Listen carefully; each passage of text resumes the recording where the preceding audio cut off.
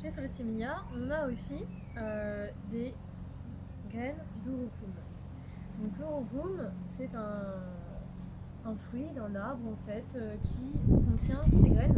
Le fruit est plutôt un aspect très épineux, rouge, et à l'intérieur on y retrouve ces graines qui sont très très très rouges, qui vient en fait de pigments. Donc c'est assez utilisé aussi en colorant par les industriels. Et donc, ça contient de la pyxine et donc le bêta-carotène. C'est extrêmement puissant, donc c'est un antioxydant et surtout ça protège en fait pas mal la peau du soleil, des rayons en fait, des mauvais rayons du soleil, ceux qu'on ne veut pas. Donc ce qui est intéressant avec ces graines, vous pouvez à la fois les écraser avec un mortier, etc., les mettre dans des sauces, les mixer, les faire tremper avant, parce qu'elles sont quand même assez solides. Euh, et sinon, nous, ce qu'on aime faire, et justement pour que qu'on ait tous les effets vraiment de l'urucum, ça va être de la mettre en fait, de mettre dans du macérat, faire un macérat.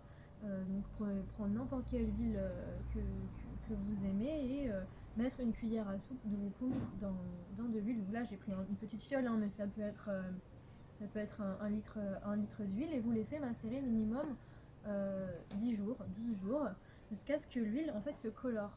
Et donc cette huile-là, vous pouvez l'utiliser pour la cuisine, c'est-à-dire surtout pour les salades, donc on ne la cuit pas, pour vraiment garder tous les nutriments. Ça va venir aider à protéger la peau en fait. Et vous pouvez aussi la mettre en application cutanée. Voilà, je dis pas que ça va vous protéger à 100%, ça va juste aider votre peau à accepter mieux les rayons du soleil et vous allez voir, vous allez bronzer assez rapidement.